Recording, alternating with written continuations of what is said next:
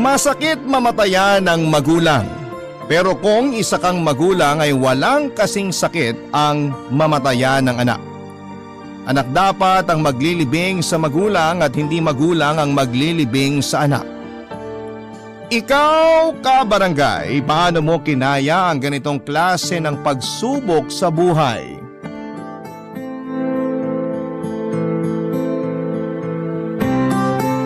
Dear Papa Dudut, ang pagiging ina hindi yan basta-basta. Maraming pagsasakripisyo ang dapat handa tayong gawin para maging mabuting magulang sa mga anak natin. Yun po ang lagi kong iniisip simula nang ikasal kami ng asawa kong si Danilo at magsamang magplano ng pamilya namin. Hindi po madali ang landas na dinadaanan namin para matupad ang pangarap namin yon. Pero masasabi ko pong worth it ang lahat. Bago ko po ipagpatuloy ang kwento ko ay magpapakilala muna ako sa inyo. Ako po si Larissa, mother of 3, 45 years old at tubong Isabela. Pero kasalukuyang nakatira sa Maynila. Ang asawa ko pong si Danilo ay nagtatrabaho sa isang construction company habang ako naman ay isang housewife. Mabait po ang Mr. ko, Papa Dudut.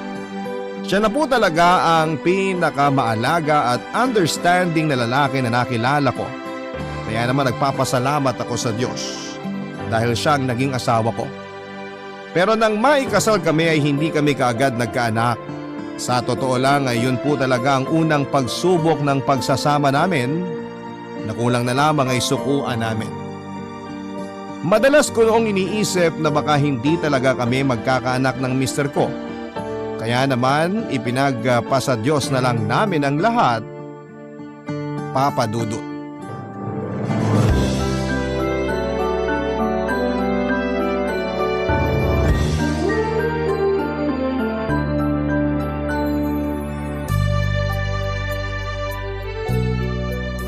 Ano kayang pakiramdam kapag meron tayong anak? Palagay mo, darling. Siguro maingay dito sa bahay natin. Yung mga gamit na lagi mo inaayos, malamang lagi ring magulo. Nakakainggit yung mga mag-asawa na merong mga anak.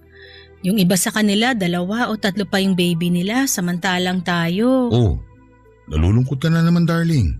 Hindi ko lang kasi mapigilan. Ilang taon na rin tayong kasal pero hanggang ngayon, hindi pa rin tayo nakakabuo. Hindi ko na alam ang gagawin. Pakiramdam ko wala akong kwentang babae kasi hindi kita mabigyan ng anak. Kahit kailan, hindi ko inisip na wala kang kwenta dahil lang wala tayong anak, Larissa.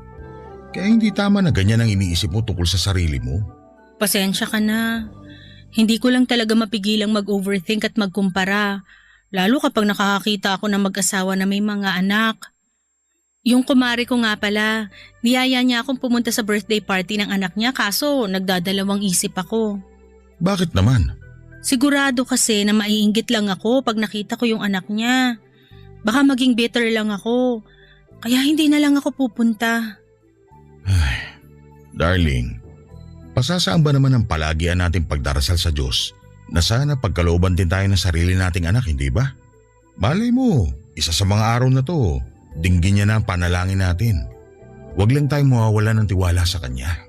Hindi naman ako nawawalan ng tiwala sa Diyos. Naiinip lang ako. Hindi na tayo bumabata, Danilo. Baka kung kailan uugod-ugod na tayo saka lang tayo magkaanak. Paano pa natin maaalagaan yung baby natin pag nagkataon? Mahihirapan na tayo.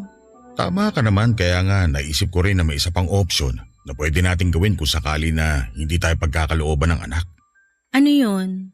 Mag-ampun tayo. Ayos lang sa'yo na mag-alaga ng anak na hindi mo dugot laman? Ang pagiging magulang naman hindi nasusukat sa kung nanggaling ba sa'yo o hindi ang anak na aalagaan at palalakihin mo. Kaya ayos lang sa akin na mag-ampun tayo kung wala na talagang pag-asa na magkaanak tayo. Pero syempre option pa lang yun. Ayoko namang gustuin lalo na kung hindi ka sangayon. Hindi naman sa ayaw ko. Pero iba pa rin kapag nanggaling sa tiyan ko yung bata na aalagaan at palalakihin natin. Gusto ko maranasang magbuntis at dalhin siya ng 9 na buwan.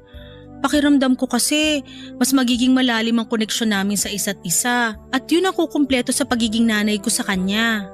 Kung ano man ang desisyon mo, susuportahan kita. ikaw pa rin naman ang magbubuntis sa ating dalawa pag nagkataon. Ayokong alisin sa iyo ang karapatan na maramdaman at mapagdaanan ang proseso ng pagkakaroon natin ng anak. Salamat Danilo kasi naiintindihan mo ko. Kahit na ngayon na malabo pa rin talaga ang tsansa na mabigyan kita ng anak. Kaya kong maghintay na maging tatay kung kailan handa na tayong pareho ng pagkalooban ng anak. Kaya huwag ka na mag-alala. Pilitin mo ring huwag na mag-isip ng mga negatibong bagay dahil kalulungkot mo lang yun. Naniniwala ako na maririnig din ng Diyos ang panalangin natin at bibigyan niya tayo ng anak. Magiging mga magulang din tayo, Larissa. Tama, magiging mga magulang din tayo. Hindi na ako makapaghintay na matawag na mama ng magiging anak natin. Siyempre ako rin. Excited na matawag na papa. Pero sa ngayon, habang wala pa siya, tayong dalawa muna. Ayos ba yun? Yun lang pala eh. Ayos na ayos.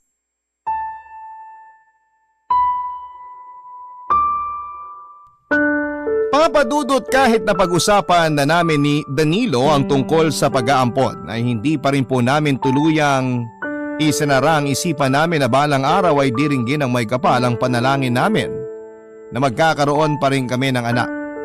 Kung kinakailangan naming magdasal sa lahat ng santo o pumunta sa mga simbahan para lamang magkaroon ng himala at mabuntis ako ay gagawin po namin ni Danilo. Hindi rin po kami tumigil sa pag-aalaga sa aming sarili at nandyan yung nagpapa-check up. Nagpapa-check up kami kung saan ay nalaman ko nga na may PCOS ako. Dahilan kung bakit hirap akong magbuntis. Malaking dagok po sa akin ang sakit ko na yon kaya aaminin ko na nakadagdag yon sa depression na nararamdaman ko. Sa kabila ng lahat ay lalong naging maunawain sa akin ang asawa ko.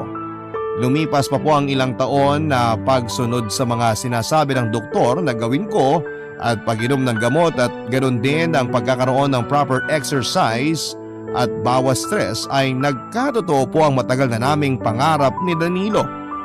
Nabuntis po ako, Papa Dudut. Masayang masaya po kaming mag-asawa dahil sa wakas ay magiging magulang na kami. Ingat na ingat po ako habang dinadala sa tiyan ko ang panganay namin. Kitang-kita ko naman po sa mga mata ni Danilo na excited siya and in fact, lalo siyang naging masipag sa trabaho at mas naging vocal siya sa mga pangarap at plano niya para sa aming lumalaking pamilya. Hindi nagtagal ay pinanganak po ang baby namin. Pero imbis na excitement, kaba at pag-aalala po ang agad kong naramdaman ng unang beses na makita ko siya. At hanggang sa makauwi na kami sa bahay matapos akong manganak sa ospital ay may punto na ayaw ko pong hawakan o lapitan ng baby ko dahil pakiramdam ko may magagawa akong mali. Nawalan po ako ng kumpiyansa sa sarili ko na magiging mabuting nanay ako sa anak ko. Bukod doon ay mabilis din akong mairita sa kanya kapag umiiyak siya. At kaagad ko po yung napansin, maging ang mister ko, Papa Dudut.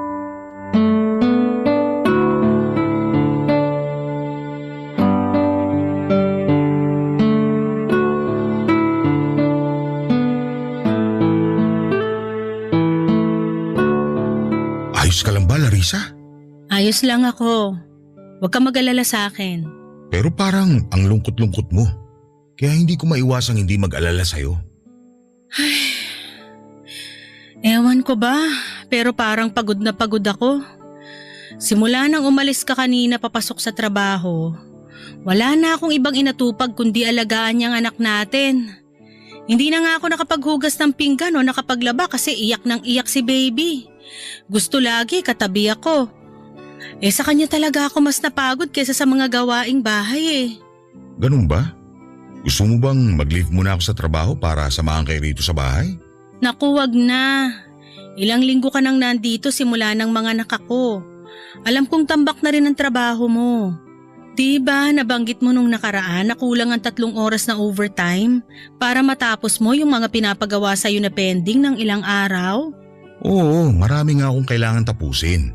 Pero mas importante na matulungan kita sa pag-aalaga kay baby. Sabing wag na, kaya ko na to. Bakit hindi na lang natin papuntahin dito sa bahay si nanay para makasama nyo? Nung huling dalaw daw niya, nagpresenta siya na dito raw muna sa titira para masamahan kayo. Saka para matulungan ka sa pag-aalaga sa anak natin.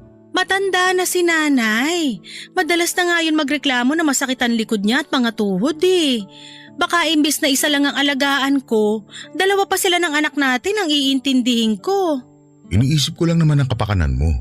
Mukha ka na kasing stress at kulang sa tulog, darling. Ayoko magkasakit ka. Ayoko rin naman magkasakit pero ganun yata talaga kapag bagong nanay. Hayaan mo, masasanay din ako. Masasanay din tayo. Makakapag-adjust din ako. Basta, kung kailangan mo ng tulong, huwag ka mahihiya magsabi sa akin. Alam mo naman na willing akong tumulong para mapagaan ang araw-araw mo. Alam ko naman yon, Danilo. Kaya nga nagpapasalamat ako sa Diyos dahil nandyan ka. Sigurado kasi ako na hindi ko kakayanin ang lahat kung wala ka. Sasamantalahin ko na rin ang pagkakataon na magpasalamat sa'yo. Kasi sinamahan mo ko sa paghihintay na magkaroon ng anak. Hindi ka nawalan ng pag-asa na balang araw, magiging magulang din tayo. Tinutupad ko lang naman kung anong sinabi ko at pinangako sa altar nung ikasal tayo. Kaya kahit makulitan ka sa akin, lagi mo ko maaasahan. Oh, si baby umiiyak.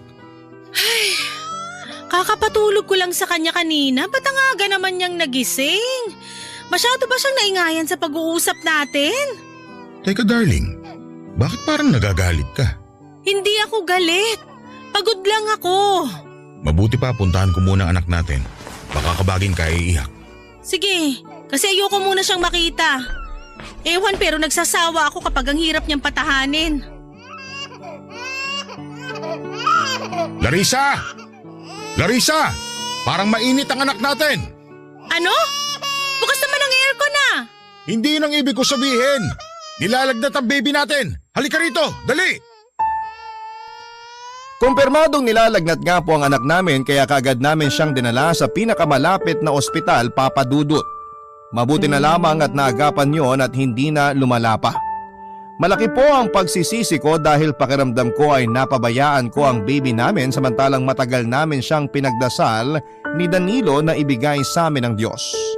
Mabuti na lang dahil hindi ako hinusgahan ng mister ko. Mas inintindi niya ako at ang pinagdadaanan ko. Naging mas maalaga rin siya sa aming mag-ina dahil alam niyang hindi madali ang mga karanasan ko mula sa pagbubuntis hanggang sa panganganak. Postpartum, yun po ang eksaktong termino kung bakit irritable ako at mailap sa sarili kong anak. Sa gabay ng mga doktor ko at pamilya namin ay unti-unti ko pong nalagpasan ang pinagdaraanan ko. Natanggap ko na po ang baby ko at mas naaalagaan ko na rin siya. Papadudot lumipas ang ilang buwan, nagkaroon na naman po ako ng unexpected blessing sa pamilya namin dahil nabuntis ulit ako ng mister ko at magkaka-baby na naman kami. Alam kong ready na kami financially kaya walang kaso kung magkasunod na dumating sa buhay namin ang aming mga anak. Pero hindi po lahat ng kasiyahan ay nagtatagal. Napatunayan po namin yon. Dahil ng mga sumunod na buwan ay lalong naging masakitin ang panganay namin. Madalas naming dinadala sa ospital ang baby namin sa kung ano-anong kadahilanan. Pero noong isang beses na nagkaubot sipon siya ay nalaman namin na meron na pala siyang pulmonya at huli na. Malala na po yun kaya nang sumunod na pagkakataon na dinala namin sa ospital ang anak namin, ay binawian siya ng buhay. Namatay po ang panganay namin ni Danilo, Papa Dudut. Barangay Love Stories. Barangay Love Stories. Para sa isang magulang na naghintay ng matagal para magkaroon ng anak ay hindi po madaling mamatayan ng supling, Papa Dudut. Kahit na sabihin ng iba na wala pa namang isang taon ng baby namin, mahirap para sa amin ni Danilo na tanggapin na gano'n na lang kadali na binawi sa amin ng langit ang panganay namin. Iyak po ko ng iyak noon, Papa Dudut, at kulang na lang ay mawalan ako ng boses at matuyo ang luha ko sa mga mata. Gusto kong magalit sa sarili ko dahil pakiramdam ko ay nagkulang ako bilang nanay. Kaya nangyari yon sa baby namin. At hanggang sa burol at libing ng anak namin ay emosyonal po ako. Inimatay pa nga ako nang takpan ang nicho niya, Papa Dudut. Alam ko kasi na sa mga larawang ko na lamang makikita ang mukha ng anak namin. Sa kabila ng lahat ay meron pa rin pong buhay na pilit na kumakapit sa sinapupunan ko. Kaya kahit malungkot at nakakapagod ay pinilit ko pong lumaban. Lumaban po kami ni Danilo para sa baby namin na nasa tiyan ko. Ginamit po naming inspirasyon ang magiging anak namin para magpatuloy sa buhay. Mahirap na masakit pero nang ipanganak ko ang second baby namin, napalitan po ng saya at excitement ang mga pinagdaanan namin mula nang mamatay ang aming panganay. Nalagaan po namin at iningatan ang baby boy namin hanggang sa lumaki siya. Thankful na lang talaga kami ni Danilo dahil hindi siya naging sakitin katulad ng panganay namin. Pero hindi ko pa rin po mapigilang mag-worry kapag inuubo o sinisipo ng anak namin. Kahit kompleto naman ang bakuna at vitamins niya. Sa paglipas ng mga taon ay binayaan po ulit kami ng isang anak na babae. Siya na po ang bunso namin, Papa Dudut, at naging sentro ng atensyon at kasiyahan sa pamilya namin. Sa pag-usad ng panahon ay naging close na ng husto sila ni Danilo at ang bunso namin dahil malambing talaga ang anak naming babae. Hindi nga nagtagal ay tumungtong na po sa college ang anak naming lalaki at nasa huling taon na sa high school ang unika iha namin. Noong mga panahon na yon ay binili po namin ang motor ang anak naming nasa kolehiyo para may magamit siya kapag pumapasok sa university. Medyo malayo kasi ang school niya, Papa Dudut. Kaya lang, yun din po ang naging dahilan para kabahan ako sa kaligtasan ng anak ko, lalo pat may pagkakaskasero siya magmaneho. Dahilan para isang beses ay sumemplang siya at nagkaroon ng pasa at mga sugat sa kanyang katawan.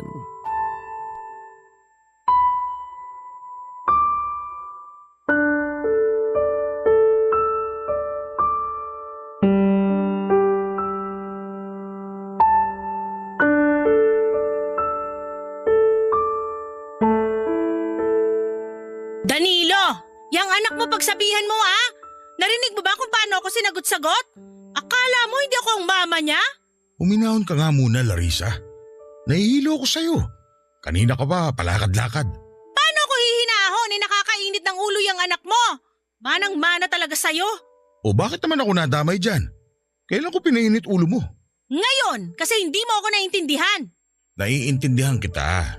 Hayaan mo, kakausapin ko ang anak natin. Mali talaga na sagutin kanya ng pabalang. Yan nga ang sinasabi ko. Pero mali ba ako? Nag-aalala lang naman ako sa kanya dahil sa nangyari. Paano kung mas malala pa pala ang disgrasya na inabot niya? Paano kung imbis na mga galos at pasalang sa tuhod at siko, pumutok na yung ulo niya o kaya nabalian siya ng buto? Hindi ko kakayanin yun, Danilo! Pwede ba kumalma ka? Mupo ka muna. Pwede ba? Wag ba ako utusang kumalma? Teka nga, bakit parang kalmado ka pa? Di ka ba talaga marunong mag-alala para sa anak natin? Siyempre nag-aalala ko, pero ayoko mataranta katulad mo.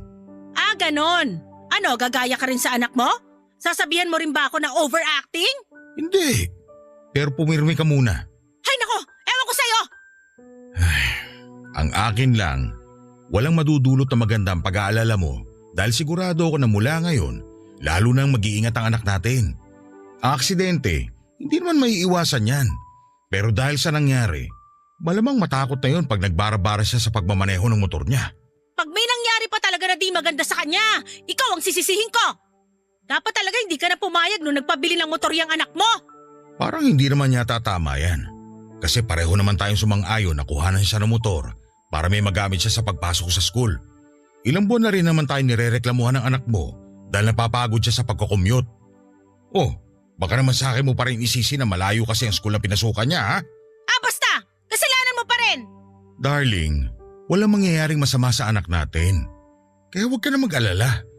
Huwag mo rin isipin na hindi kita naiintindihan kasi magulang din ako.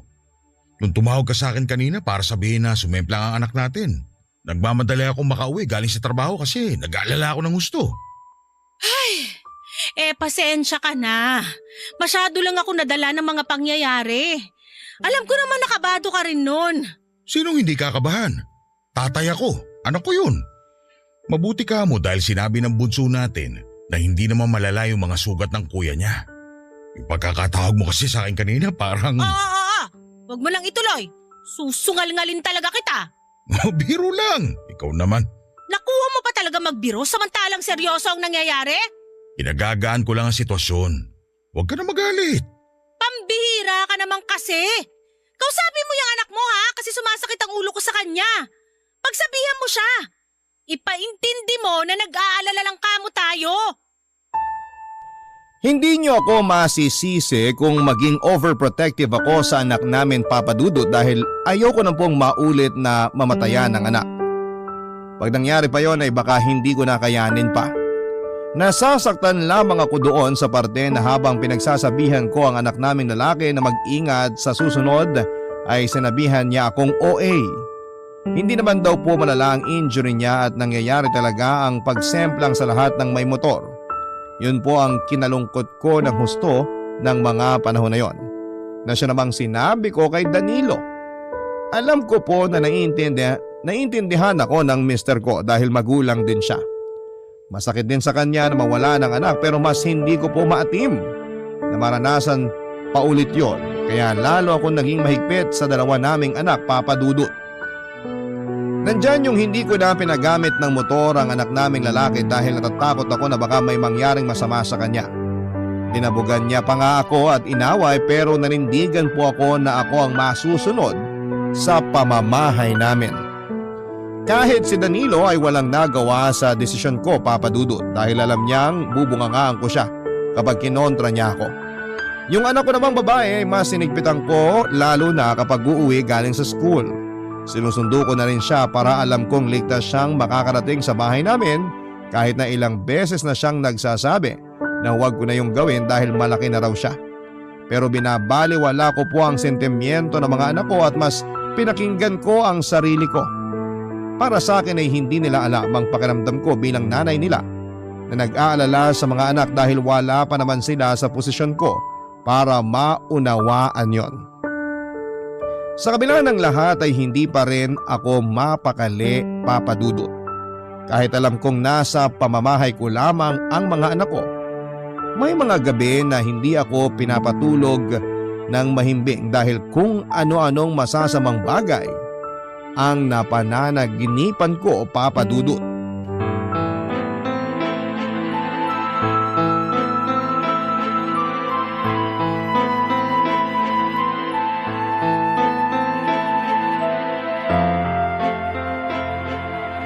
Anak? Anak ko? Parang awa mo na gumising ka. Anak, huwag mo namang iwan si Mama at Papa. Please, gumising ka kasi hindi namin kaya na mawala ka. Anak naman eh. Anak, alam mo namang hindi magandang biro to. Huwag mo naman kaming takutin ng Papa mo kasi hindi nakakatuwa. Anak! Uy, Larissa! Gumising ka!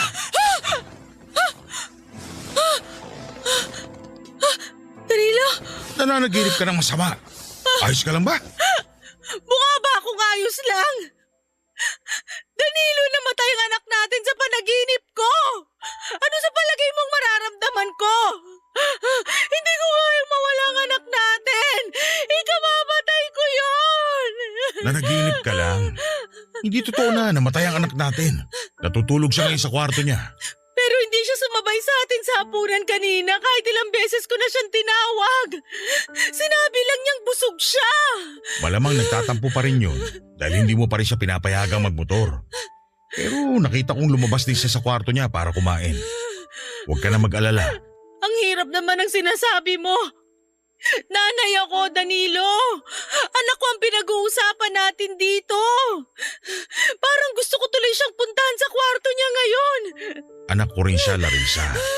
Saka huwag mo na siyang puntahan dahil baka natutulog na yun. May pasok pa siya bukas sa school.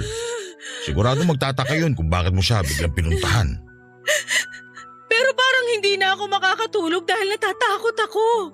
Kahit sinabi mo na wag akong mag-alala, hindi ko pa rin kaya. Mabuti pa, ikwento mo na lang sa akin ang napanaginipan mo. Para kahit paano mapanatag ang isip mo.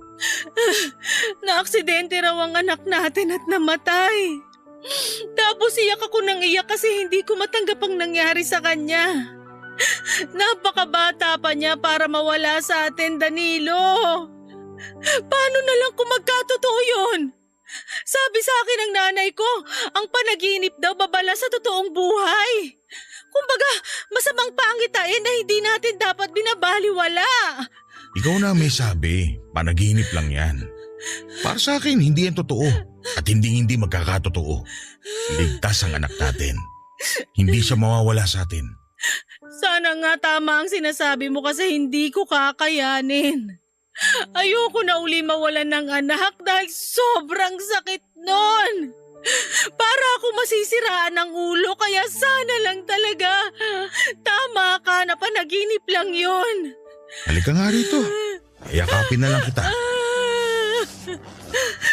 Tahan na. Tahan na, darling. Panaginip lang yun. Hindi totoo na may mangyayaring masama sa anak natin. Dahil poprotektahan siya ng Diyos. Hindi ba? Yun ang gabi-gabing panalangin natin. Ang alagaan at gabayan sila magkapatid ng may kapal.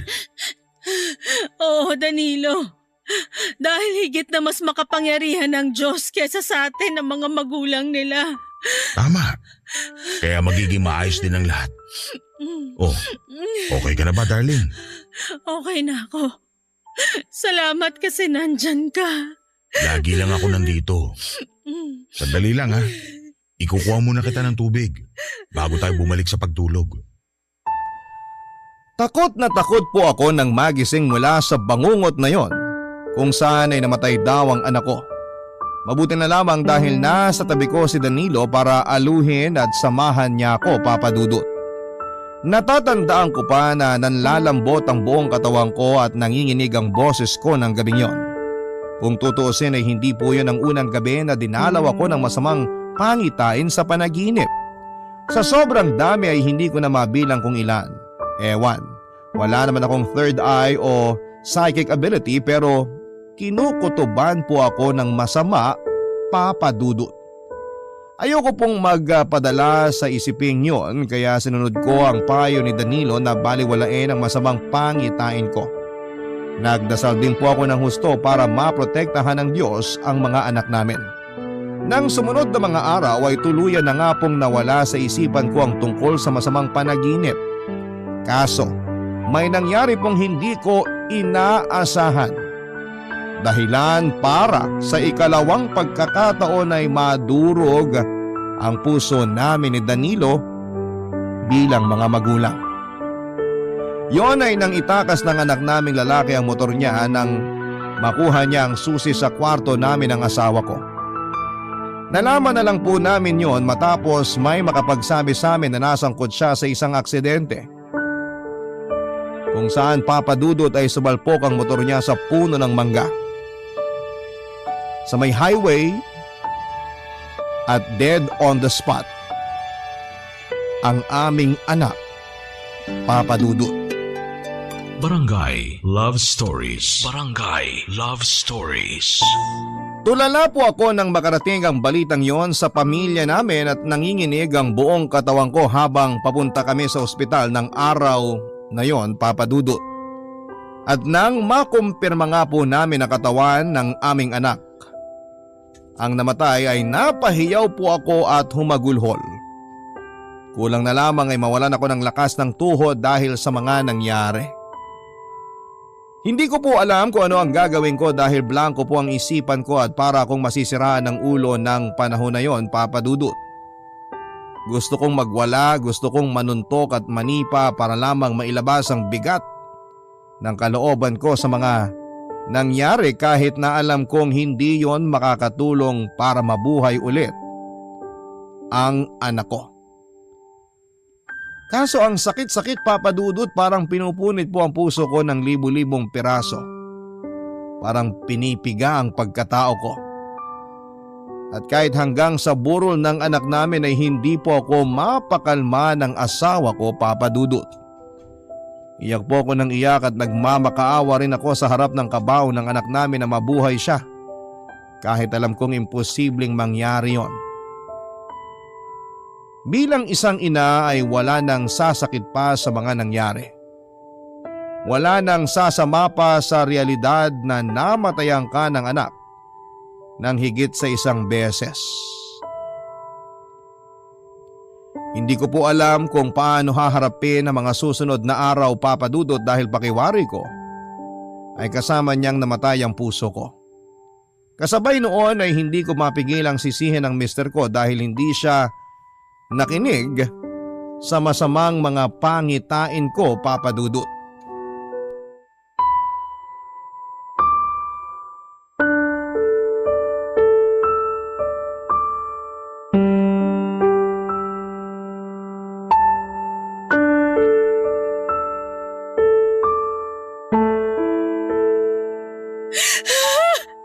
Anak! Gumising ka, parang awa mo na! Anak ko, nakikiusap ang mama, please naman! Larissa, Bitawan mo ako! Galit na galit ako sa'yo! bakit? Anong ginawa ko? Nagtatanong ka pa ba talaga? Kasalanan mo kung bakit nawala ang anak natin! Hindi ka kasi nakinig sa akin noon nung sinabi ko sa'yo yung tungkol sa panaginip ko! Sabi mo wala lang yon! Na hindi yun totoo! Pero ano nangyari? Tingnan mo ngayon ang anak natin! Patay na siya, Danilo! Patay na ang anak natin! Hindi ko naman ginusto nangyari sa anak natin. Huwag mo naman sana ako sisihin. Sinong sisisihin ko? Yung kapitbahay natin? Yung mga taong nandito? Sige nga! Sabihin mo! Sino? Walang may gusto sa nangyari. Kaya wala kang dapat sisihin. Masakit din sa akin na maagang kinuha ang anak natin. Pero ano magagawa ko? Aksidente yun. Pwesteng katwiran yan, Danilo! Kung hindi kasi sa lintik na motor na yan, hindi madidisgrasya ang anak ko! Hindi sana siya mamamatay! Sa akin mo na naman ba'y sisisihan? Baka nakakalimutan mo. Ikaw ang naghigpit sa kanya. Kaya niya tinakas ang motor niya. Anong gusto mong palabasin? Kasalanan ko? Ganun ba? Ganun ba ang ibig mong sabihin? Hindi naman sa ganun. Pasensya ka na, Larissa. Masyado lang akong nadala. Alam mo ba kung anong nararamdaman ko ngayon? Durog ang puso ko! Para na rin akong pinatay dahil sa nangyari sa anak natin!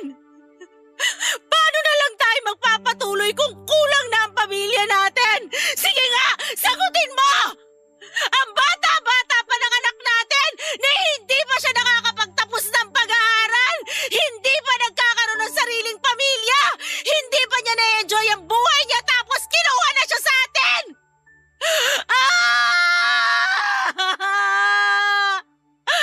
Ang sakit-sakit, Danilo!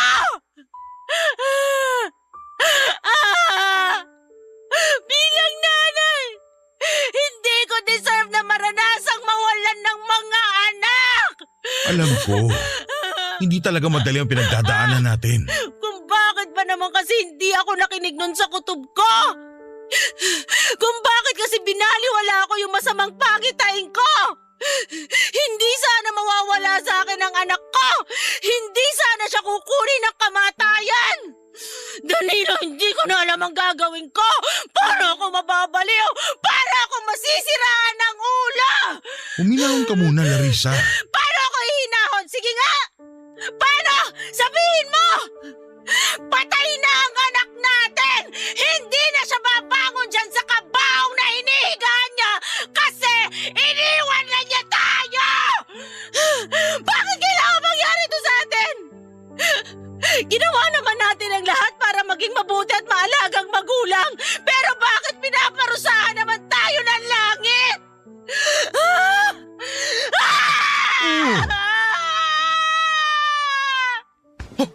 Larissa, ayos ka lang? Gumisi ka, Larissa! Larissa! Tulong! Tulungan niyo kami!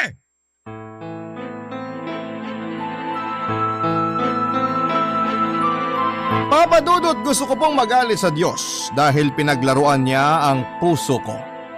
Wala naman po akong kasalanan para parusahan niya sa pamamagitan ng pagbawi sa mga anak ko ng ganon kaaga na siya rin mismo ang nagbigay sa amin. Para sa akin ay unfair po yun at sa kahit sang anggulo tingnan ay hindi ko alam kung paano ako ulit magsisimula. Pakiramdam ko rin ay wala na akong ginawang tama dahil naiisip ko, what if hindi ako naging mahigpit sa anak ko? Hindi sana magkakatotoo ang masamang pangitain ko. Tulala pa rin ako at walang maisip na matino hanggang sa mailibing ang anak namin, Papa Dudut. Sa gitna ng pagluluksa ko ay hirap na hirap din po pala ang mister ko, Papa Dudut, at may mga gabi na narinig ko siyang umiiyak.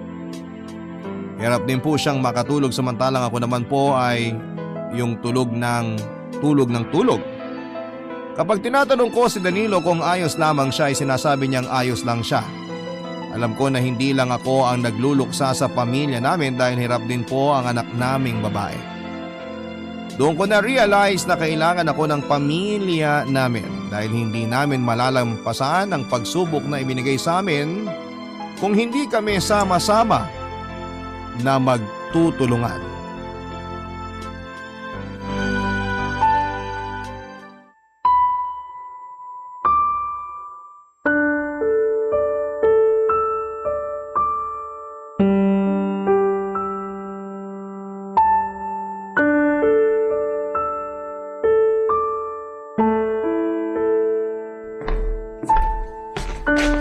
Danilo, pwede ba kitang makausap?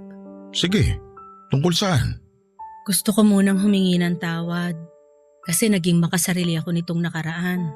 Lalo na sa paraan ko ng pagluluksa sa pagkamatay ng anak natin. Nakalimutan ko na anak mo rin siya. At kahit ikaw, nagluluksa rin. Naiintindihan ko naman na sa ating dalawa, mas masakit lahat to para sa'yo. Kasi ikaw nagdala sa mga anak natin sa tiyan mo ng 9 na buwan. Ikaw din ang kasakasama nila simula baby sila habang nagtatrabaho naman ako. Ikaw halos na nagpalaki sa kanila kaya hindi madali na bigla na lang sila mawawala sa'yo. Nandun na tayo, pero di ko pa rin dapat binaliwala yung nararamdaman mo. Oo, naiintindihan mo ko, salamat. Pero dapat, naiintindihan din kita dahil mag-asawa tayo. Tayong dalawang mga magulang nila. Kung wala ka, wala rin sila. Nahihiya ako sa inyo ng bunso natin kasi akala ko ako lang yung nawalan pero ang totoo, tayo. Ang pamilya natin ang namatayan. Gabi-gabi, tinatanong ko rin ng Diyos sa mga panalangin ko kung bakit niya kinuha sa atin ang 2 anak natin. Naging mabuting magulang naman tayo. Hindi natin sila pinababayaan. Pero sa huli, na-realize ko na lahat naman ng tao namamatay. Siguro, yun lang talaga ang panahon na ilalagi ng mga anak natin sa mundo. Kaya iniisip ko na lang na mabuti binigyan pa rin niya tayo ng pagkakataon na makasama sila at maging magulang sa kanila. Ang hirap lang sa parte natin bilang magulang na ilibing ang sarili nating mga anak. Akala ko kasi sila ang maglilibing sa atin. Kung nasan man ngayon ang mga anak natin, alam kong masaya na sila. Hindi na natin maibabalik ang nakaraan. Pero hindi habang buhay, magpapatali tayo rito. Larissa, meron pa tayong isang anak. Kailangan din niya tayo. Nagsabi sa akin ng bunso mo na namimiss ka na raw niya. Hindi ka na rin kasi namin madalas nakakasabay sa hapunan dahil lagi ka nagkukulong sa kwarto. Naiintindihan niya nagluluksa ka. Pero mas magiging madali sa atin lahat na makamove on kung hindi natin itataboy ang isa't isa. Alam ko. Kaya nga gusto kong bumawi sa inyo ng bunso natin dahil mahal na mahal ko kayo. Dahil sa nangyari, natutunan kong pahalagahan ang buhay. Hindi natin alam kung hanggang kailan pa tayo mananatili sa mundong to, kaya dapat nating sulitin ang bawat sandali. Ayoko na may araw na lilipas na hindi ko nasasabi at naipaparamdam sa inyo kung gaano ko kayo kamahal. Napakaswerte ko dahil kayo ang pamilya ko. Napakaswerte ko dahil ikaw ang asawa ko, Danilo. Salamat kasi ang tiyaga mo sa akin. Mahal kita, Larissa. At ngayong merong pinagdadaanan ng pamilya natin, naniniwala ako na balang araw, malalagpasan din natin to ng sama-sama. Mahal na mahal ka rin ang bunso natin. Mabuti pa tawagin mo na dun si Bunso kasi plano kong magluto ng paborito niyong mag-ama. Babawi ako sa inyo.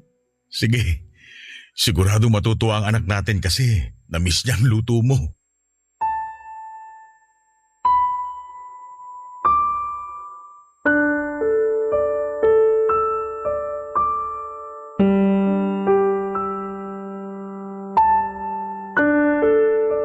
Bilang isang ina at magulang ay masakit na makita mong nililibing ang mga anak mo.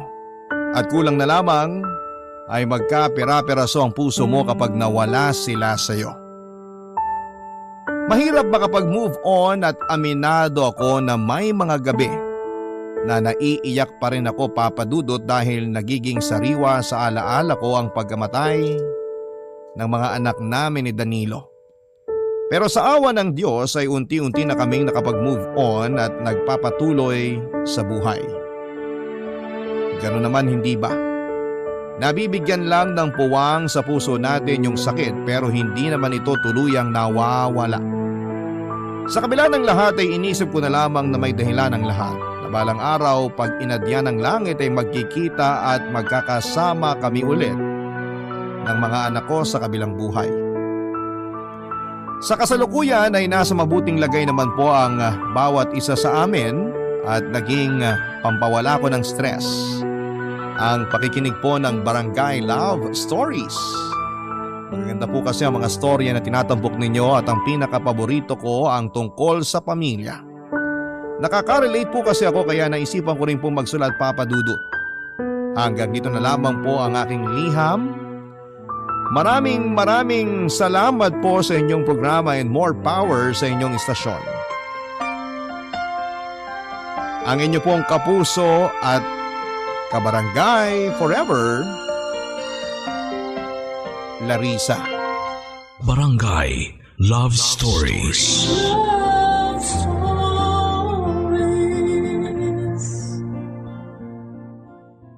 Barangay LS 97.1. 97.1. Number 1. Forever. Kabarangay, i-share mo ang iyong barangay love stories. Sabay-sabay nating pakinggan ang iyong kwento ng pag-ibig, buhay at pag-asa. Ipadala lang sa barangaylovestories@yahoo.com. Isang anak ang maluwal siya sa mundong ito. Ikaw, kapusohan, hanggang kailan mo babayaran ang utang na loob mo sa iyong mga magulang? Dear Papa Dudut, ang isang anak ay walang kakayahan na mamili ng kanyang magiging magulang. Ang pagkasilang sa kanya sa mundong ito ay hindi niya ginusto o hiniling kailanman. Ang mga magulang madalas ang may kakayahang magdesisyon kung kailan nila gustong magkaroon ng anak. Silang responsable pagdating sa buhay ng kanilang anak. Pero bakit parang ang anak pa ang may habang buhay na utang na loob na kailangang bayaran sa kanila?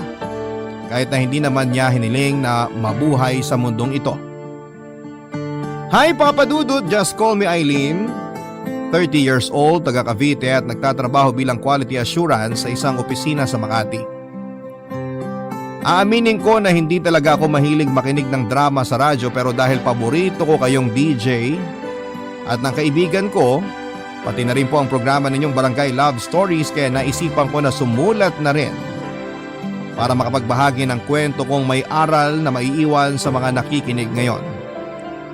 Solong anak nga lang pala ako ng mga magulang ko. May sarili kaming bahay pero si Papa lamang ang nagtatrabaho para matugunan ang pangangailangan namin sa araw-araw. Hikain kasi si Mama kaya medyo mahina ang kanyang katawan. Ganon pa man ay nagsumika pa rin si Papa para mapag-aral ako hanggang kolehiyo, Papa Dudut.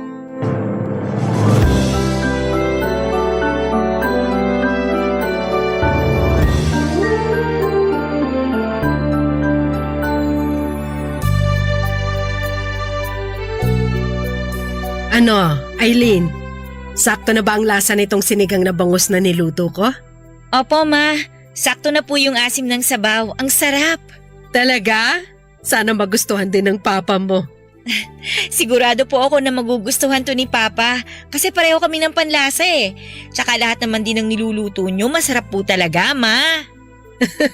Maana ka talaga sa papa mo na magaling mambola. O siya, tulungan mo na ako maghain sa lamesa at sigurado ako na pauwi na rin ang papa mo. Sige po, Ma. Kukuha na po ako ng mga plato at baso.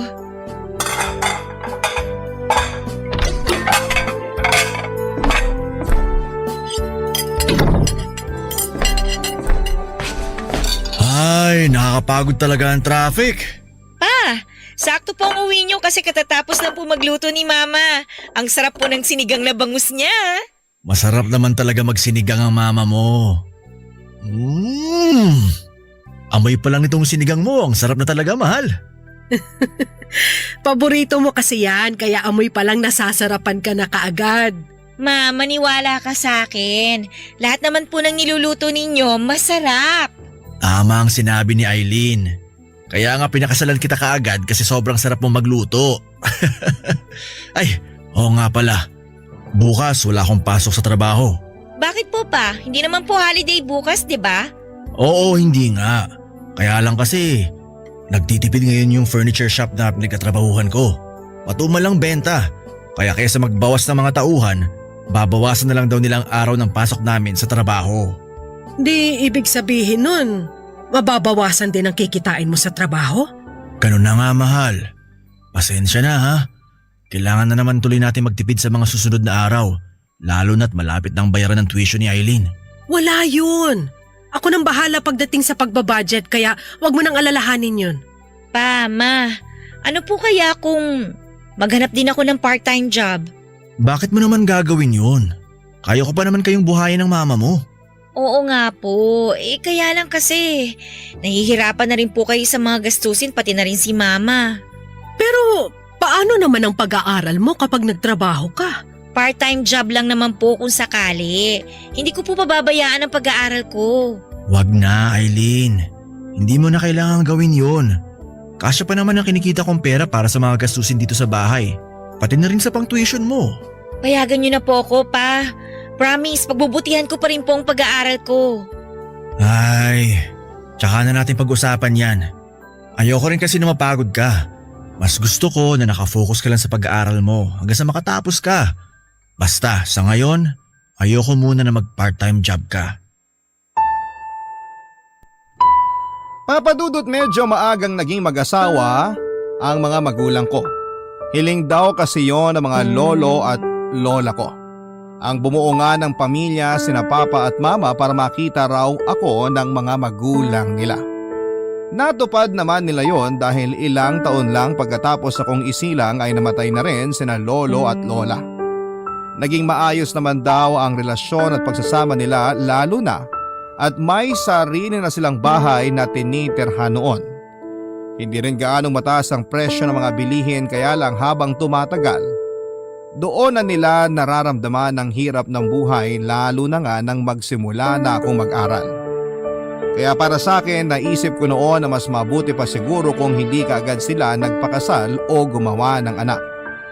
Hindi naman dahil sa iyo kung mabuhay sa mundong ito pero iba pa rin kasi yung pinaghandaan ng mga magulang ang buhay na ibibigay nila sa kanilang magiging anak.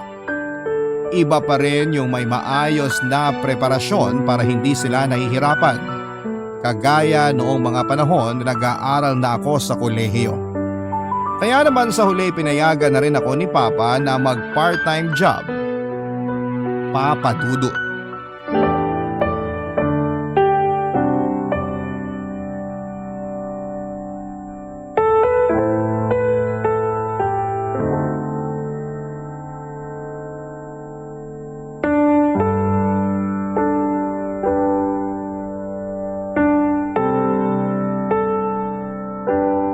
Ma, Pa! Sa wakas, graduate na po ako! Oo nga anak! At sobrang proud kami sa'yo ng papa mo. Tama ang mama mo, Eileen. Nakaka-proud kasi Tinulungan mo kami ng mama mo para makapagtapos ka ng pag-aaral mo. Sabi ko naman po kasi sa inyo, kaya kong pagsabayin ng pag-aaral at pagtatrabaho. Oh, teka. Umiiyak po ba kayo, pa? Nako, hindi. Napuwing lang ako. Umiiyak kayo eh. Eto talagang papa mo. Mas madrama pa kesa sa akin. Hanggang ngayon kasi, nahihiya pa rin ako. Bakit naman po? Pakiramdam ko kasi, hindi ko masyado nagampanan ng pagiging tatay ko sa'yo.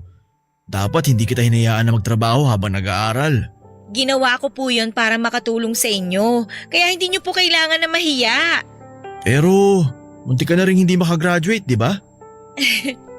Oo nga po.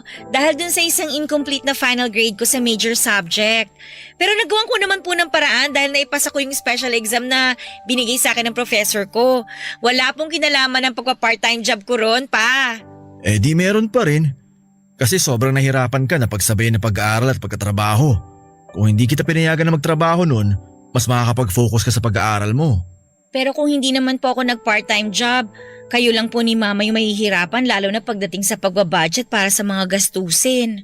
Magulang mo kami at responsibilidad naming ibigay ang mga pangangailangan mo. Hindi mo kailangang isipin ang mga problema namin kasi anak ka namin. Kami ang mas dapat na kumilos para sa iyo, Eileen. Pero isang pamilya po tayo, pa. At ang pamilya, dapat po nagtutulungan. Tsaka ang mahalaga naman po ngayon, nakatapos na ako ng pag-aaral ko. Ito po yung pangarap ninyo para sa akin ni mama, di ba? Yung makaakyat sa stage at makakuha ng college diploma. Tama si Eileen, mahal. Huwag na tayong malungkot sa araw na to. Dapat nga mag-celebrate pa tayo kasi tinupad ni Eileen ang pangako niya na hindi niya pababayaan ang pag-aaral niya kahit may part-time job siya. Pasensya na. Hindi ko lang din talaga maiwasan na maging emosyonal sa araw na to. Hindi lang din kasi ako makapaniwala na sa wakas, college graduate na nag-iisang anak natin, mahal. Ako rin naman. Parang kailan lang. Araw-araw tayong namomroblema kasi palagi siyang umiiyak kapag iniiwan na natin siya sa classroom na grade 1 pa lang siya. Pero eto, sa wakas, tapos na siya sa pag-aaral niya. Kaya nga po, malaki yung pasasalamat ko sa inyo. Kasi hindi niyo po ako sinukuan. Alam ko po na napakaraming pagsubok ang dumating sa atin. Hindi po naging madali yung buhay para sa ating tatlo. Pero nagpakatatag pa rin po kayo. Hanggang sa ito, nakapagtapos na ako ng pag-aaral ko. Basta po, pangako ko po sa inyo na ako naman po yung babawi sa pagkakataon na to. Susuklian ko po lahat ng sakripisyo na ginawa po ninyo para sa akin.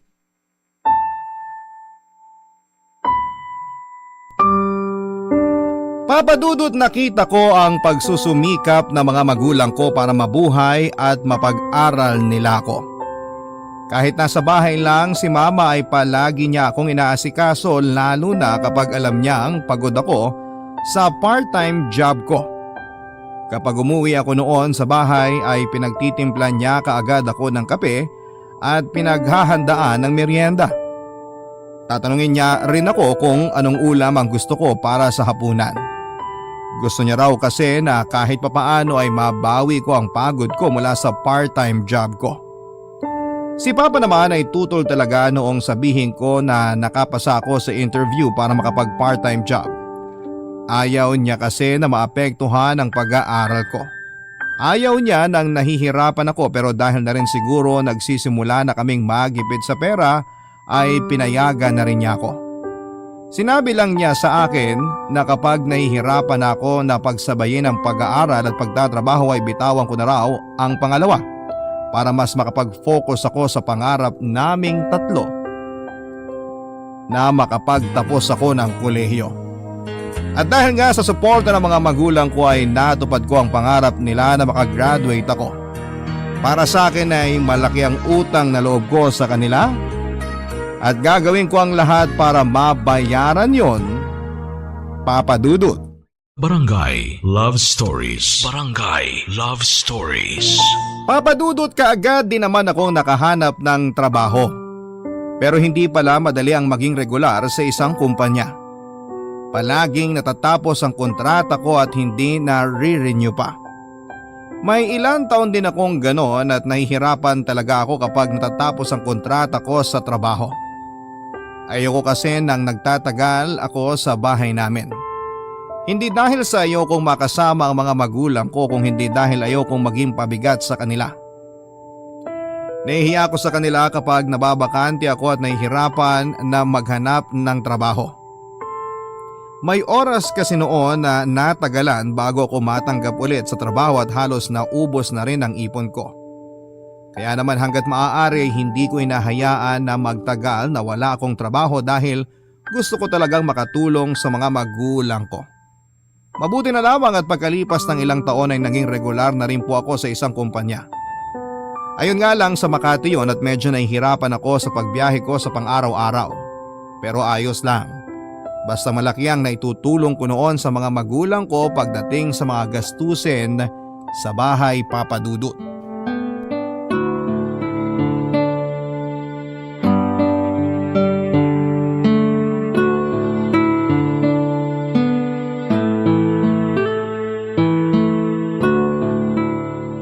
Ay, grabe. Ang bigat talaga nitong mga pinamili ko. Ilagay ko na nga muna dito sa ibabaw ng lamesa.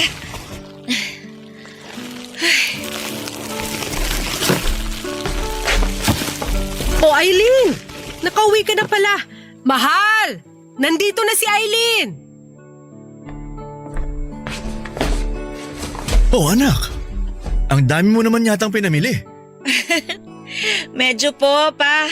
Kasi nakita ko na wala na pong laman ng ref natin eh. Kaya eto, nag-grocery na po ako ng pang-isang linggo. Kasi nadaanan ko pong bukas pa yung convenience store na malapit dito sa atin eh.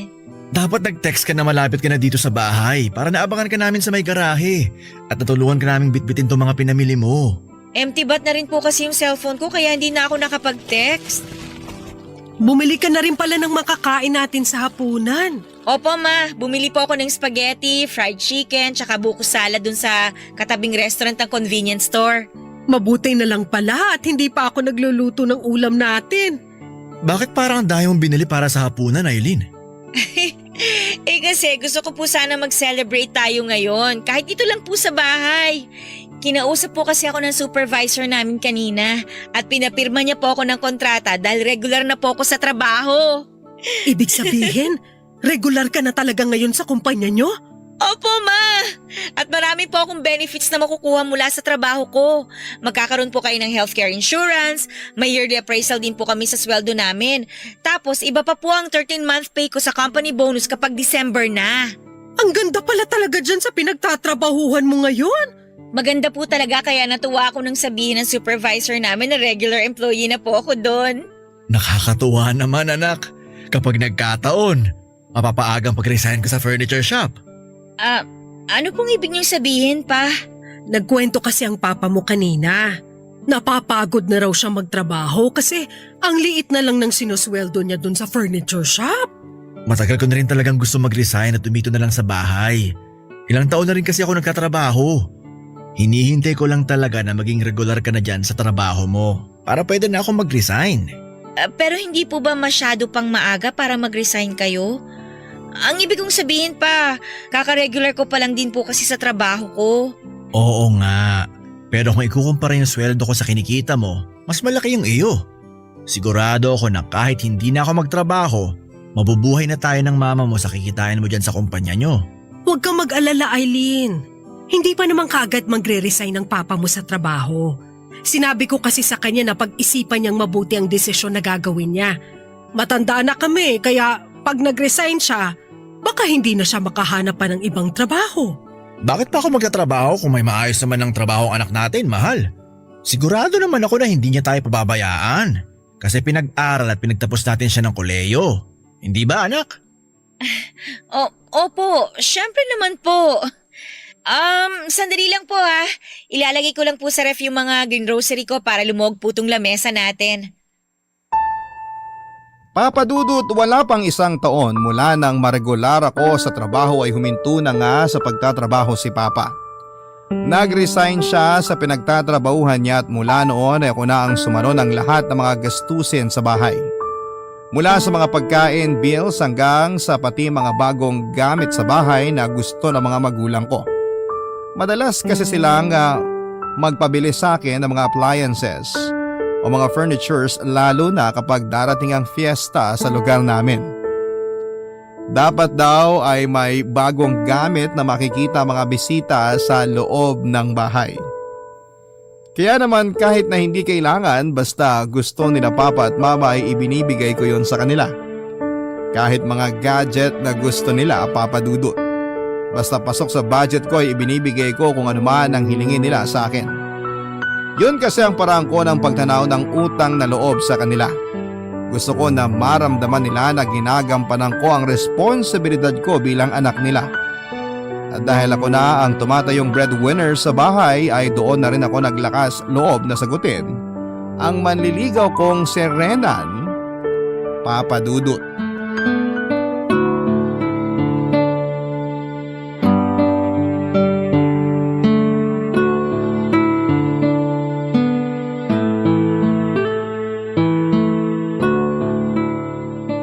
Babe, salamat sa pagpunta mo dito sa bahay para mas makilala ka ng parents ko ha. Gusto ko na talaga kasing malaman nila na may boyfriend na ako. Naku, pasensya ka na, ginabi ka na ha. Kaya sigurado hating gabi ka na makakauwi ng kondo mo. Naku, ayos lang yun babe. Nag-enjoy naman ako nakausap sila eh. At nag-enjoy din naman sila nakakwentuhan ka kanina. Talaga? Oo naman! Pinagluto ka pa nga ni mama ng paborito mong beef caldereta, di ba?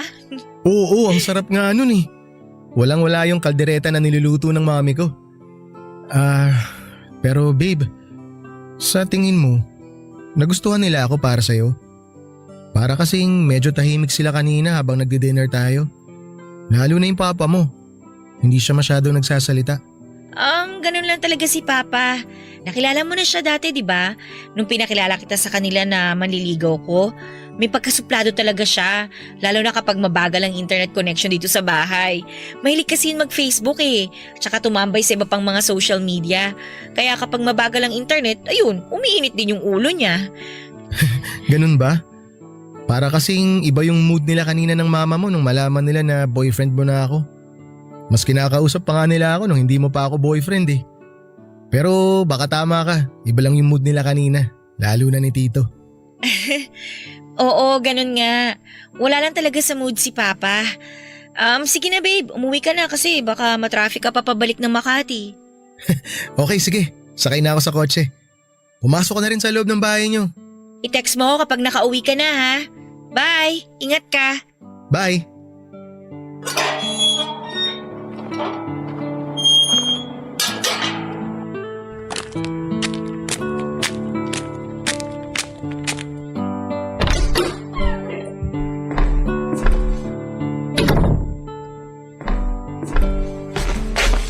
Nakaalis na ba si Renan? Opo pa, baka kasi matraffic pa siya pabalik ng Makati eh. Ano namang naisipan mo at sinagot mo ng lalaking yon? Ha? Ano pong ibig niyong sabihin pa? Ang ibig sabihin ng papa mo, hindi ba masyado pang maaga para maging boyfriend mo siya? Ilang buwan din naman pong nanligaw sa akin si Renan. Naipakilala ko na rin po siya dati bilang manliligaw ko. Kaya sa tingin ko, wala nang ibang dahilan para hindi ko siya sagutin. Pero hindi mo pa rin dapat minamadali ang mga bagay-bagay, Aileen. May tamang oras naman, lalo na pagdating sa pakikipagrelasyon. Pa, 28 years old na po ako. Pareho rin naman po kami ni Rena na may regular at maayos na trabaho. Siguro naman po, ito na yung tamang oras para mas makilala namin ang isa't isa bilang magkarelasyon. Mas makikilala mo siya kung wala pa kayong relasyon. Kasi kapag pinatagal mo pa ang panliligaw niya at sumuko siya, ibig sabihin, hindi siya seryoso sa nararamdaman niya para sa'yo. Naiintindihan ko naman po ang point nyo, pa. Pero para sa akin po, mas gusto ko siya makilala bilang boyfriend ko. Ikaw ang bahala. Sabi mo nga, nasa tamang edad ka na. Pero sana, huwag ka pa rin nagmamadali sa mga desisyon na ginagawa mo. Huwag kang tumulad sa mga kaklase mo. Di mo kailangan makipag-unahan sa kanila sa pag-aasawa. At kung dumating man ang oras na gusto mo na talagang lumagay sa tahimik na buhay, sana, huwag mong kalilimutan ang obligasyon mo sa amin ng papa mo. Tandaan mo sana na nag-iisang anak ka lang namin. Kaya wala kaming ibang pwedeng asahan na tumulong sa amin kung hindi ikaw lang, anak.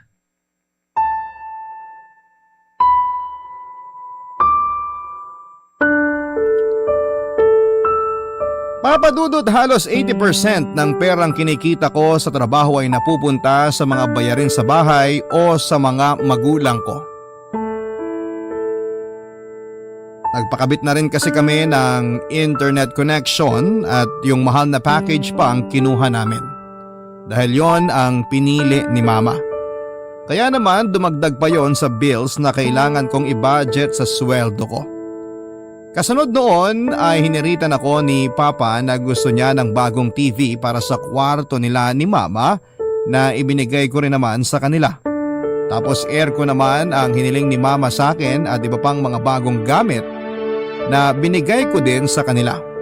Kaya wala rin talagang natitira halos sa sinasahod ko. Wala akong naiipon para sa sarili ko at madalas na naiinggit ako sa ibang kaibigan o katrabaho ko na nagagawang magbakasyon sa kung saan-saan.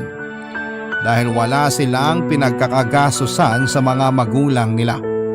Pero syempre hindi ko yon pinaparamdam sa mga magulang ko.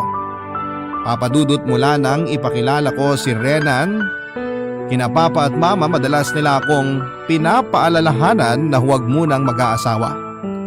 Sinasabi nila na hindi madali ang pagbuo ng pamilya kaya sana raw ay hindi muna yon pumasok sa isipan ko. Dapat daw ang trabaho at pag-iipon muna ang focus ko at hindi ang pagkakaroon, papadudot, ng pamilya at ng anak. Ang naisip ko noon ay sana naisip din nila Papa at Mama ang mga bagay na yon bago sila nagdesisyon na gumawa ng anak noon, Papadudot. Barangay Love Stories. Barangay Love Stories. Food chain kami nagkakilala ng boyfriend kong si Renan. Lunch break ko yon at maraming tao kaya konti na lang talaga ang bakanting upuan. Mag-isa lamang ako noon sa lamesa at may isa pang bakanting upuan sa tabi ko kung saan nakishare si Renan. Nakipagkilala na rin siya sa akin at sa maikling oras na yon ay nag-enjoy talaga ako nakausap siya. Naulit ang pagsasabay naming kumain hanggang sa makapagpalagayan kami ng loob. Hindi nga nagtagal, Papadudot, ay niligawan na ako ni Renan at ipinakita niya na seryoso talaga siya sa akin. Sa Makati lang din kasi siya nakatira pero dinadalaw niya ako sa Cavite kapag wala siyang trabaho. Magkalapit lang din ang building na pinagtatrabahuhan namin at nung una ay gusto niya pa akong ihatid araw-araw pa uwi ng Cavite. Pero ako na nagsabi na hindi niya kailangang gawin yon. Kaya hanggang sa may sakayan na lamang ng bus niya ako hinahatid. At ang pinaka-paborito kong parte ng panliligaw niya sa akin ay yung paggawa niya ng mga tula at love letter. Kaya sino ba naman ang hindi mai-in love sa kanya? Hindi ba? Papadudot, 3 buwan din ang tinagal ng panliligaw sa akin ni Renan. Naramdaman at nakita ko kasi na seryoso talaga siya sa akin. At mahigit 1 taon na ang relasyon namin nang mag-decide kaming magsama na sa isang bahay. Malapit lang kasi ang tinutuluyan niyang kondo sa trabaho ko. At dahil magkasama na kami sa isang bahay ay hindi naman pwede na hindi ako mag-share sa mga gastusin para sa aming dalawa, Papadudot.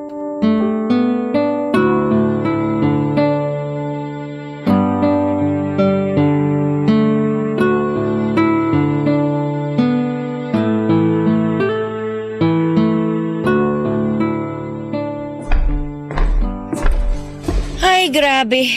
Ang lapit na nitong kondo sa trabaho ko pero halos 40 minutes pa rin ang naging biyahe ko. Ang traffic talaga kapag Friday. Payday din kasi ngayon kaya maraming tao sa labas. Mas traffic pa nga kanina kasi halos 1 oras din ako nag-drive pa uwi. Mabuti na lang talaga babe hindi ka sumabay sa akin. Napa-overtime kasi ako kanina dahil dun sa mga audit na kailangan kong tapusin. Ano pala yung mga hawak mo na papel, babe? Bills na kailangan bayaran. Kino-compute ko lang kung magkano lahat para alam ko kung magkano rin ang kailangan ko i-budget. Ay, babe. Nag-withdraw na nga pala ako kanina. Eto. Naku di na, hindi mo na kailangan mag-abot. Ano ka ba? Di ba kailangan mo na rin magbayad ng internet at bill ng kuryente nyo dun sa Cavite? Oo, pero pwede pa namang madelay ng konti yun. Unahin na lang muna natin yung mga gastusin sa kondo. Itago mo na muna yan. Baka mas kailanganin mo pa yung pera dun sa bahay nyo. Pero babe, hindi kasi ako nakapag-share dun sa mga binayaran mong bills nung nakaraang buwan. Ano ka ba? Huwag mo akong alalahanin.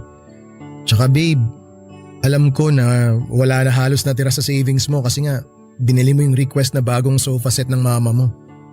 Kaya ko pa naman bayaran tong mga to. Huwag ka na muna mag-share dito, akong bahala. Okay lang ako. Ay, ang totoo, nahihiya na rin kasi ako sa'yo eh. Huh? Bakit ka naman mahihiya? Gumagastos ka rin naman pagdating sa mga grocery natin para dito sa kondo ah.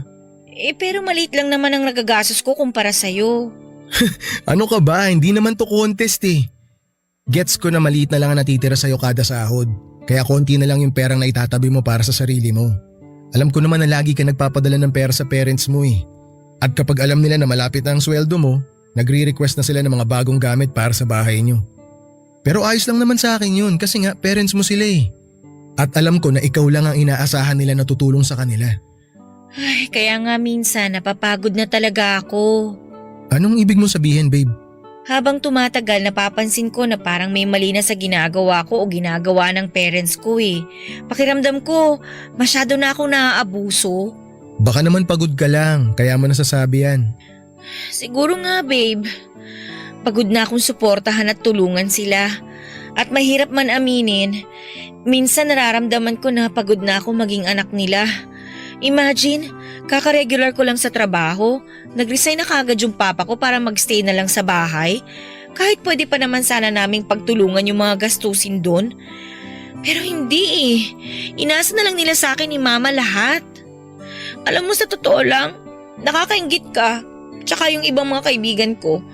Kasi nagagawa nyo magtrabaho na halos sarili nyo lang ang iniisip nyo. Yung parents nyo kasi hanggang ngayon nagtatrabaho pa rin para sa mga sarili nila. Hindi nila kayo binigyan ng responsibilidad na buhayin sila.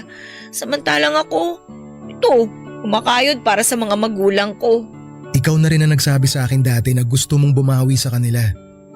Ginagawa mo yan kasi nga gusto mong tumanaw ng malaking utang na loob. Pero hanggang kailan ko ba dapat gawin yun? Hanggang kailan nga ba ako dapat magbayad ng utang na loob sa kanila? Nakakapagod na kasi talaga, Renan. Nakakapagod na silang unahin kaysa sa sarili ko. Papadudot bukod sa malapit ang kondo ni Renan sa pinagtatrabahuhan ko ay gusto ko na rin talagang ihanda ang sarili ko pagdating sa pag-aasawa.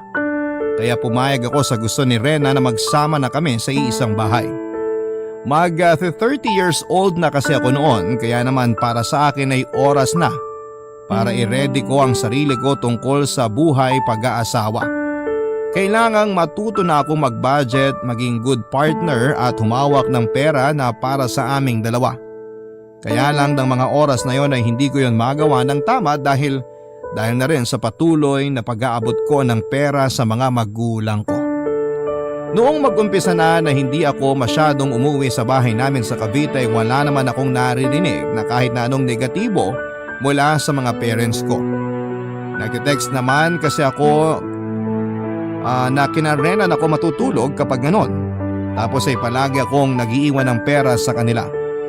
Pero nang tuluyan na nga kaming mag-live-in ni Renan, hindi naman pwede na puro si Renan lang ang gagastos ng para sa aming dalawa. Bukod sa hindi pa fully paid ang kondo na yon ay may mga bills, gastusin sa kondo at iba pang bayarin din siya na pinaglalaanan ng pera niya.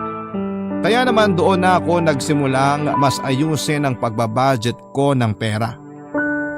Mas nagtipid ako para makapag-abot ng pera na panggastos namin ni Renan.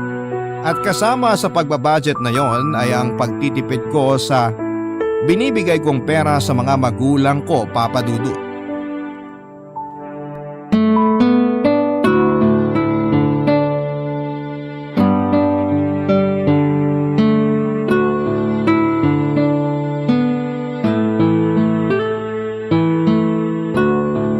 Eileen, buti naman at nasagot mo na tong video call namin ng mama mo. Sorry po pa. May sakit po kasi ako kaya hindi ako masyadong nagse-cellphone. Naku, ganun ba? Kumusta naman ang pakiramdam mo ngayon? Medyo okay na po kaysa nung mga nakaraang araw. Ano bang sakit mo, anak? Trangkaso lang naman po tsaka na-overfatigue din po ako sa trabaho. Hindi ka naman yata inaalagaan ng maayos ang boyfriend mo dyan sa tinitirhan mo eh. Pa, inaalagaan po ako ni Renan.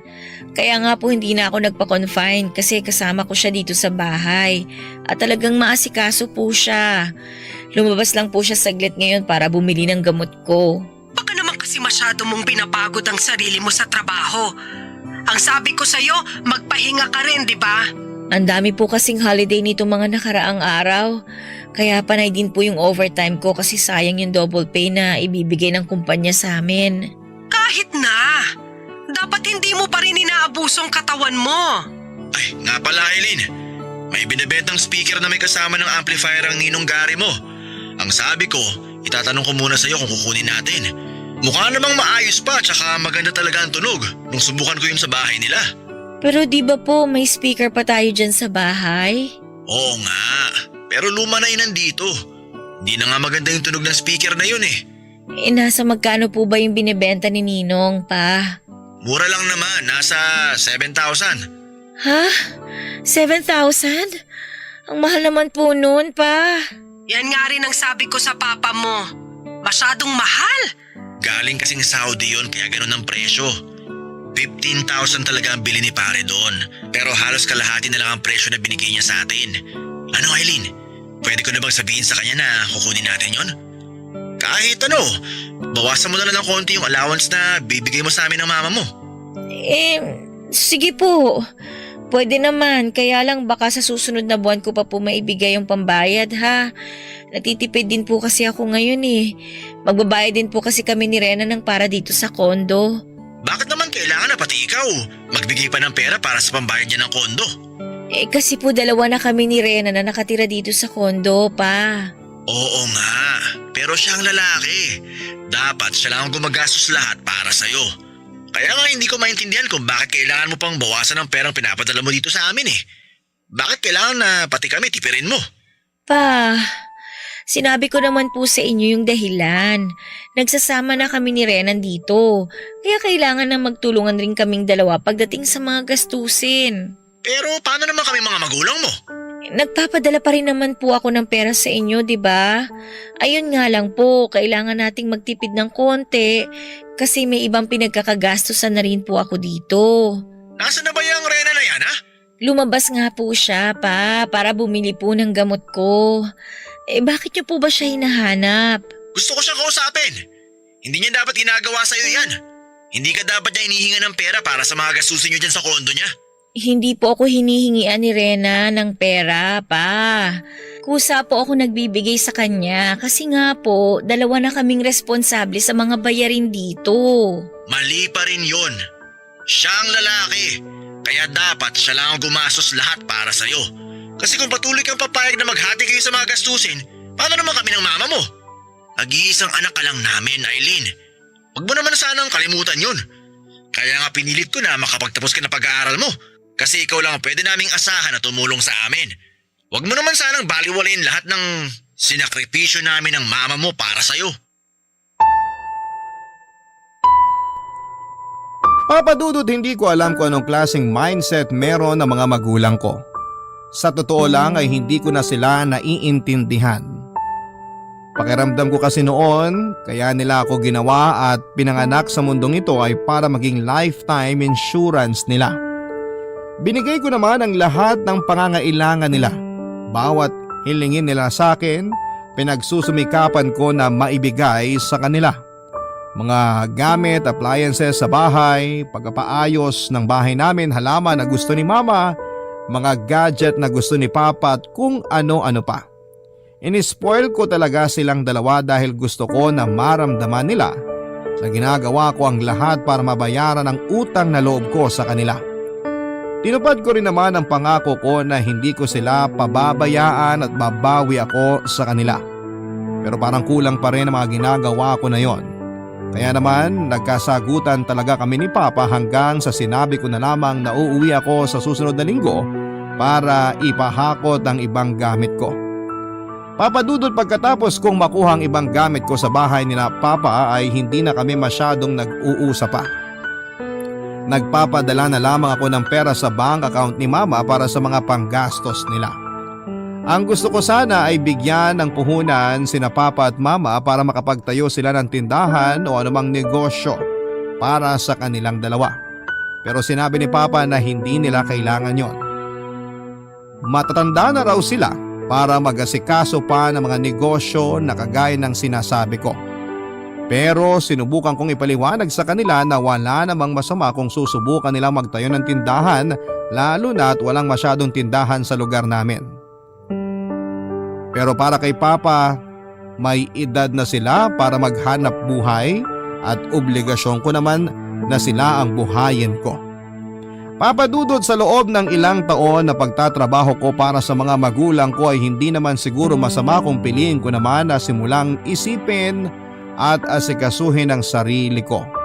Oo, malaki ang utang na loob ko sa kanila, pero dapat ba na habang buhay ko yung bayaran sa kanila? Hindi ba pwedeng tulungan din naman nila ang mga sarili nila? Ang anak ba talaga ang sasalo sa huli ng responsibilidad nila? At hanggang kailan ba ako dapat na tumanaw ng utang na loob sa mga magulang ko? Sorry po sa napakaraming tanong na iniwan ko sa inyo. Sa totoo lang kasi nahihirapan pa rin ako hanggang sa ngayon. Hindi ko na alam kung paano ko pa tutulungan ang mga magulang ko. Gusto na ni Rena na magpakasal kami at magkaroon ng anak, pero natatakot ako sa mas malaking responsibilidad. Pero kung mangyari man na magkaroon na kami ng anak ng partner ko, Papa Dudut, ay hindi ko po ipaparanas sa magiging anak namin ang responsibilidad na pilit na ibinigay sa akin ng mga magulang ko. Dito ko na rin po tatapusin ang sulat ko, Papa Dudut. Ang inyo pong forever kapuso at kabarangay, Eileen. Barangay Love Stories.